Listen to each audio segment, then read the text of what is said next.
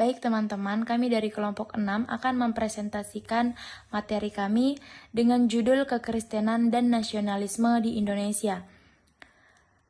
Yang melatar belakangi kekristenan ini ikut campur dalam nasionalisme, yaitu dengan organisasi.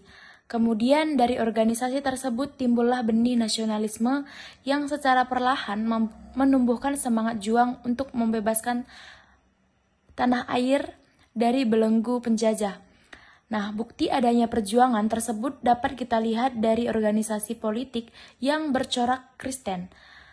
Nah, di tengah meraknya kemunculan berbagai organisasi membuat orang-orang Kristen di Indonesia juga terdorong untuk membuat organisasi mereka sendiri.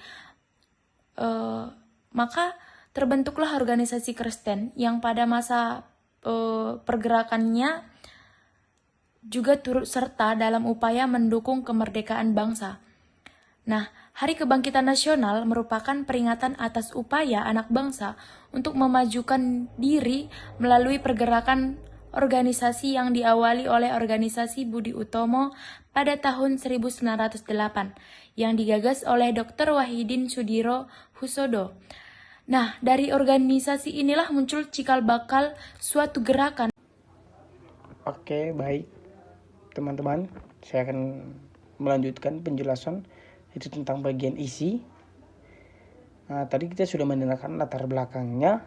Kita masuk ke bagian isi, yang dimana isi ini yang lebih intinya teologi politik yang mereka pakai pada saat itu apa, kemudian bagaimana peran orang muda dan persatuan dan pembentukannya itu seperti apa. Oke, kita masuk. Sebelum kita masuk, kita sudah mengetahui bahwa judul besar adalah Kekristenan dan Nasionalisme di Indonesia.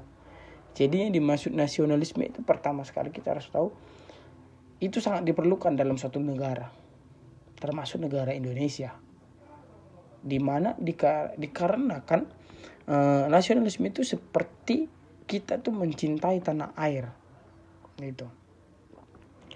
Dan ada tokoh Schulman membahas di dalam buku ini membahas tentang pergerakan nasional dengan menyimpulkan sikap kekristenan terhadap pergerakan nasional di Indonesia.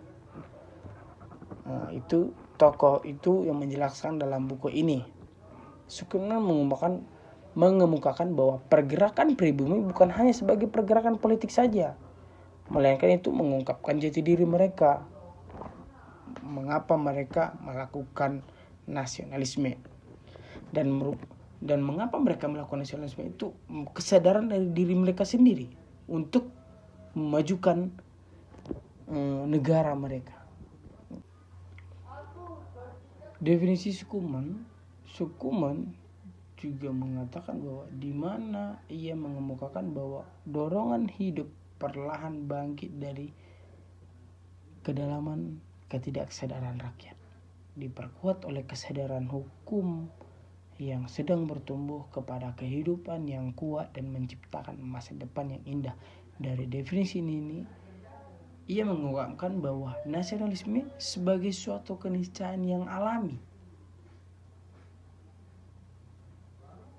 Dan Schulman mengatakan gerakan nasional juga menjadikan kesempatan kepada orang Kristen dalam mendorong kemajuan cita-cita nasionalisme Indonesia. Kekristenan pribumi pada saat itu masih terhubung dengan orang-orang Kristen Belanda, sehingga Schulman mengajarkan agar menjaga pergerakan nasional agar tidak tersisihkan dari jemaat Kristen. Keterkaitan Kristen dalam gerakan nasionalisme sangat penting dalam keterkaitan Injil untuk mencapai kemerdekaan politik. Kemudian, pergerakan mahasiswa Kristen sedunia, terkhususnya di Asia, yang menjadi acuan penting dalam pembinaan pemuda dan mahasiswa di Indonesia.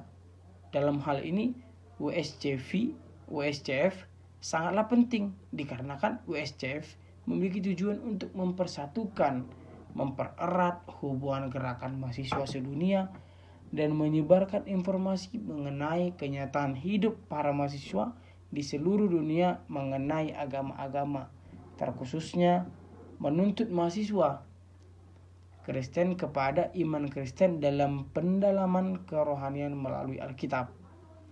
Pada tanggal 1926 dalam konferensi pemuda Kristen dihadiri Mott dan Rutgers menghubungkan golongan pemuda Kristen tanpa pengecualian dan mengupayakan pembentukan organisasi Kristen yang dapat melayani negara dan bangsa.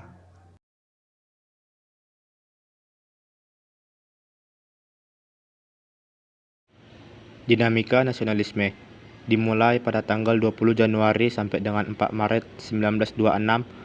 Dr. John Mott selaku Ketua WSCF dan Dr. H. Rutgers selaku Bendahara WSCF melakukan kunjungan ke Indonesia dan berceramah pada berbagai pos Tanah Batak yang bertujuan untuk melakukan pembinaan kepada pemuda dan mahasiswa Kristen. Nasionalisme sendiri banyak sekali diminati di kalangan pemuda Indonesia, dan nasionalisme Kristen memiliki suatu organisasi penting yang dimunculkan oleh P.A. Tiendes yang berasal dari Minahasa, dan ia menerbitkan sebuah majalah pemuda Kristen Indonesia. Kekristenan nasionalisme tidak berjalan dengan lancar, tetapi mengalami sebuah masalah yang diakibatkan oleh krisis moneter pada tahun 1997. Negara Indonesia ada dalam kemajemukan termasuk dalam beragama, sehingga masyarakat Indonesia tidak hanya berpusat pada satu agama saja. Semua agama termasuk kekristenan beranggapan bahwa kemerdekaan yang telah dialami bukan hanya sebatas suatu hak saja, melainkan juga sebagai anugerah dari Tuhan.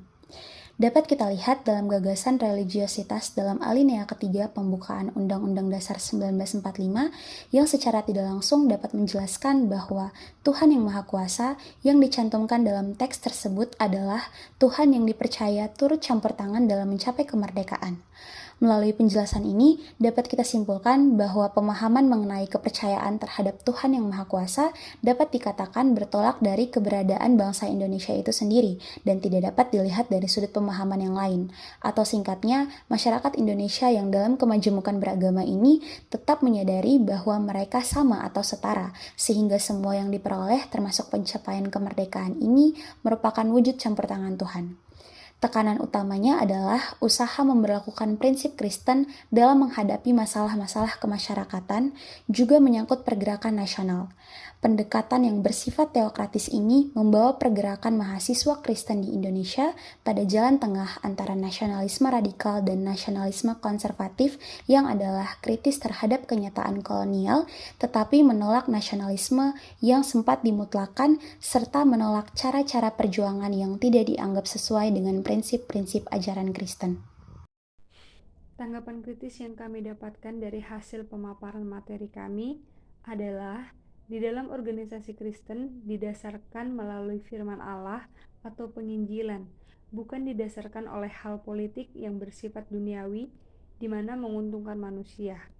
Keling sendiri memberi masukan tentang arti organisasi Kristen dengan benar, yakni organisasi pemuda menyelenggarakan kegiatan-kegiatan menarik atau aksi sosial di mana sebagai panggilan pelayanan yang bertujuan untuk mencegah pengaruh-pengaruh buruk dari luar, baik teknologi, dengan memberikan pembinaan tentang firman Allah, hingga mendirikan perpustakaan kecil, kursus-kursus bahasa sebagai wadah informasi, dan untuk meningkatkan wawasan dan keterampilan. Kesimpulan yang kami dapat dari materi kami yaitu nasionalisme juga mempunyai banyak pembela dan penganut yang antusiasme di kalangan pemuda.